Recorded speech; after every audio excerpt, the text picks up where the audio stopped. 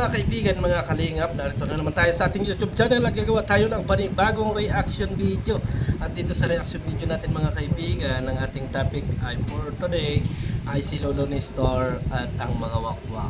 Yan po ang ating topic for today. Pero bago yan ay shoutout muna kay Kuya Bal Santos Matubang, Kalingap Rob and Ate Edna at sa lahat ng ating mga viewers. Mega love shoutout po sa inyong lahat. Kay Gisa Bicolana, Ate B Considerate and Ma'am Misty Gayos. So ito na nga mga kaibigan, kasi nga nag-content tayo kay Tatay Nestor, ano? At napunta nga tayo doon mga kaibigan. Ngayon, ang naging topic kasi namin doon mga kaibigan ay about sa mga reactor na gumagamit ng pangalan ni Rina para makipag-away at makipagbalitaktakan at hindi yan matanggap ng Rina's communities at ni Lolo Pidring na ginagamit nila si Rina for content for sa Kalingap at pang-aaway sa Kalingap. Ano? Unang-una, ito, tatanggi ka pa, Rina's communities, na hindi mo ginagamit si Rina. Yung Rina's communities, yan ba talaga yung pangalan mo? Di ba hindi? Ba't ka nagagalit? Totoo naman na ginagamit mo yung pangalan ni Rina para sa iyong sariling kapakanan. Sabihin mong, sabi mo na naman na kami ang kumita, nagkaroon kami ng subscribers, yes, pero hindi namin ginamit doon sa channel namin yung Rina's community.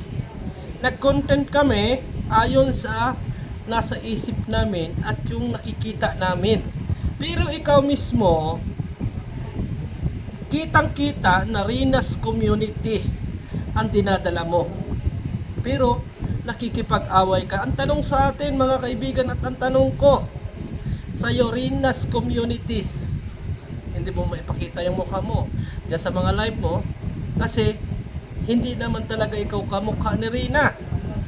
Pero ang gamit mo ay Rina's communities. Anong tawag dyan? Hindi mo ba ginagamit ang pangalan ni Rina? Samantalang andyan mismo sa channel mo yung Rina's communities. Diba?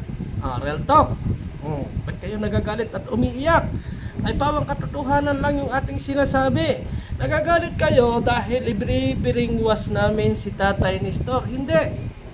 Mismong si Tatay Nestor ang nagsasalita at walang cut yung mga video namin. Walang cut. Ngayon, ito namang si Pidring, mga kaibigan, ay nagsabi na bakit hindi kami kay Melanie pumunta kung kami ay makakabalik pa ng buhay? Sure ka ba, Pedrico or Lolo, na kami ay hindi makakabalik ng buhay kapag kami ay pumunta doon? So alam na ninyo mga kaibigan, ora mismo na kami ay napadpad doon sa lugar ni Melanie at may nangyari sa amin. Ibig sabihin, itinimbre kami nitong matanda na to at hindi na rin kami makakalabas doon, no mga kaibigan, kasi yun daw ay hasyenda. Wow, sana all. Iyak kayo ng iyak. Iyak kayo ng iyak kasi kami puro views ang inasabi ninyo.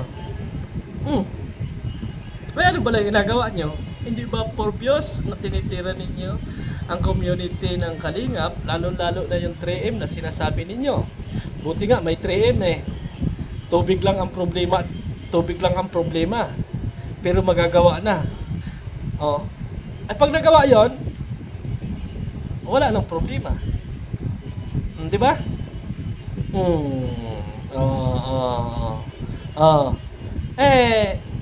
Doon lang naman tayo sa totoo. Kung talagang nagmamahal kayo kay Rina at talagang sinasabi ninyo na kayo ang tunay na nagmahal kay Rina, ipakita ninyo sa gawa, hindi sa salita.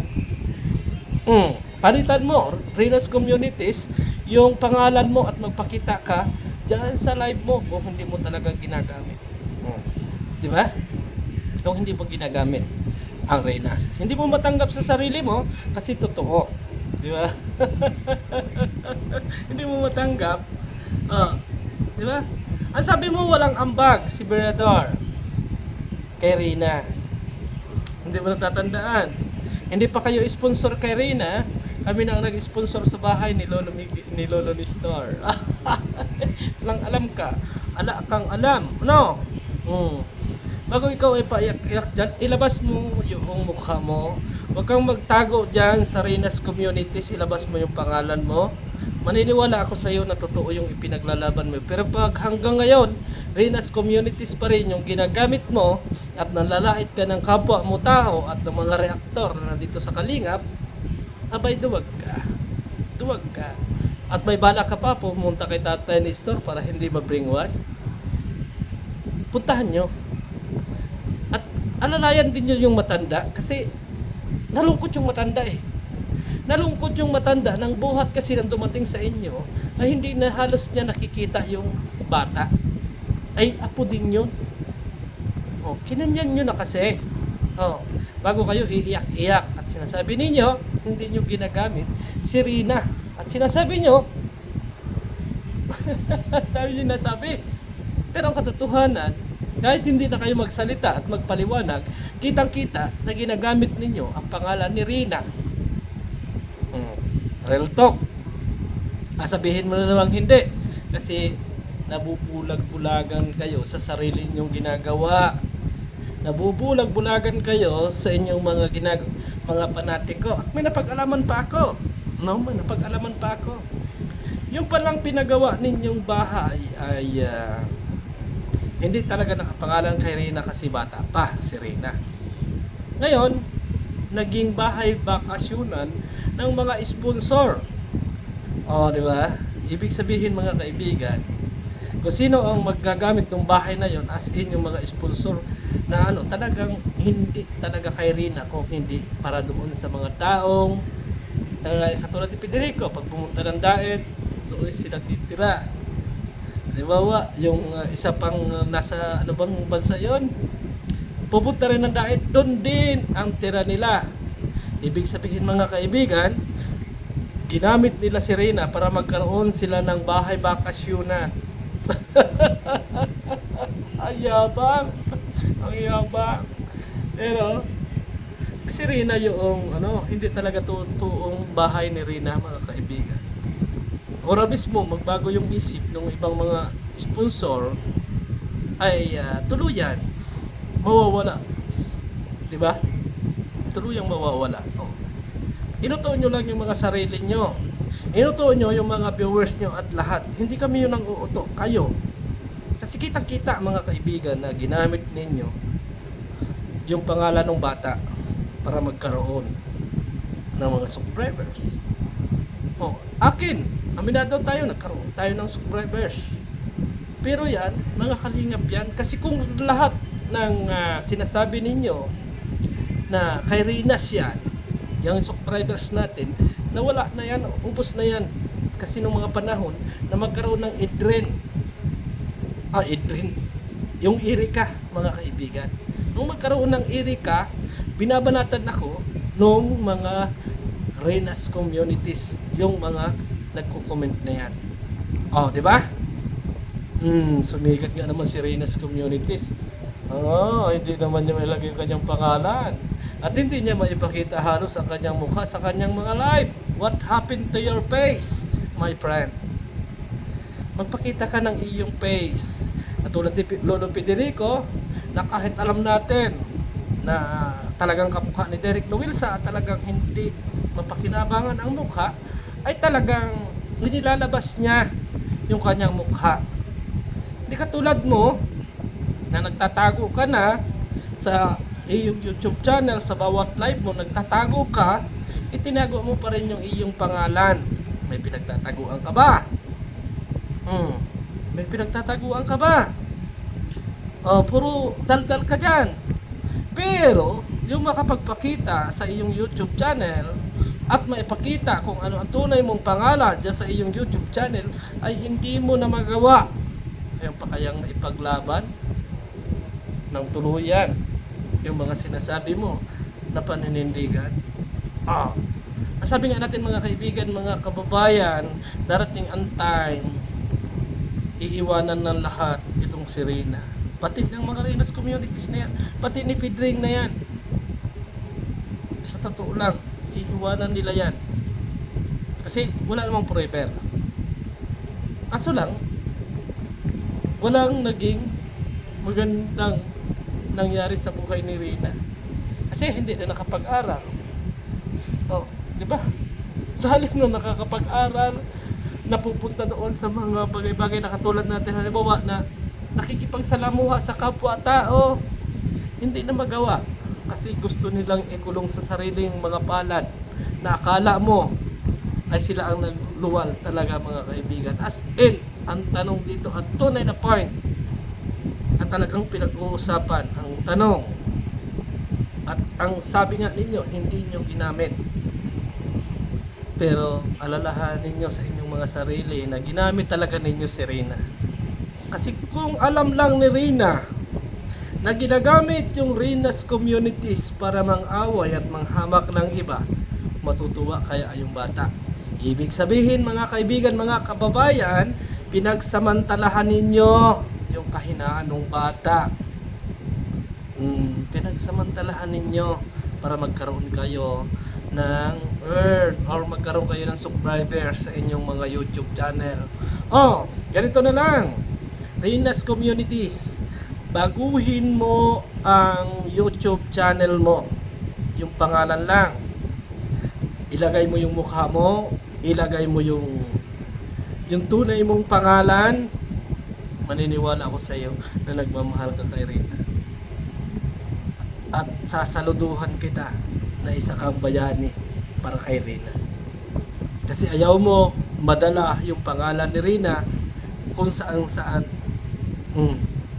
Halimbawa, katulad halimbawa, may ibang manonood sa inyo, sabihin na, ay sino ito? Ay, Rina's Communities yan. Ay, sino ba kayong si Rina's? Yung dating ina-vlog ng Kalingap na napunta dyan sa mga Ay, bakit ganito ito magsalita? Wala namang mukha ito. Si Rina ba ito? Di ba yung nagagamit ninyo, mga kaibigan? Kayo naman, sa mga viewers natin, wag maging anga-anga. Tingnan ninyo kung sino yung nagamit at sino yung nagagamit. No? Sabagay, yung mga viewers ko matatalino yun eh. Matatalino mo yung kanilang kaisipan eh. Pero yung mga basher ng Kalingap ay madidilim ang mundo niyan. Hindi na mapaliwanagan kasi nga mapapait ang kanilang mga naging karanasan sa buhay.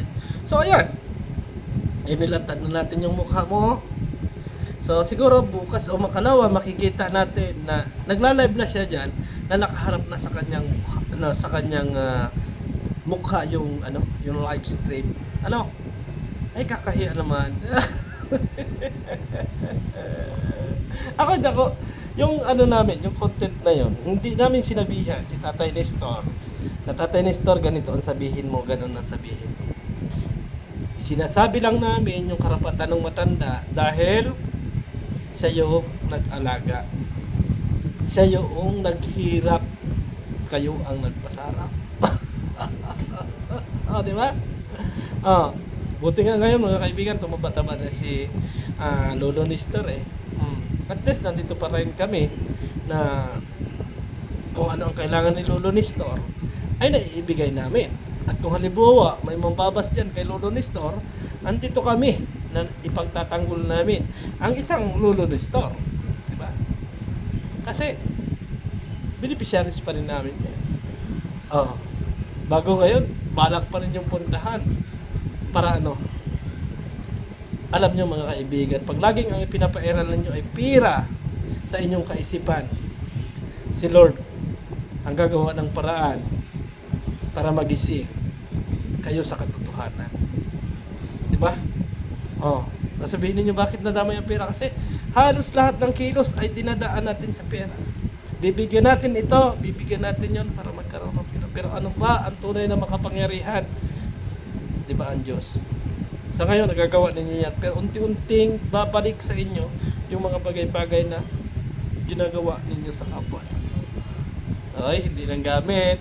Si Rina's Communities. Ay, ano kayang pangalan nito? Sabi nila, Tiburcio. Tiburcio. Ibig sabihin tomboy. Wala namang problema doon, mga kaibigan. Kasi, kung yan man ay tomboy o kung ano pa man ang kanyang pagkatao, wala na tayong pakialam doon. Ang mahalaga doon, mga kaibigan, ay magpakita siya ipakita niya kung sino siya. At ipakita niya na mahal niya si Rina. So kapag binago ni Rina's Community yung kanyang pangalan ng YouTube channel niya at nakipagbakbakan dito sa Kalingap at nakipag-debate kahit sa ang live, sumasaludo na ako sa iyo, Rina's Communities. So hanggang dito na lang mga kaibigan, mga Kalingap. Maraming salamat and God bless. Bye bye sa inyo lahat.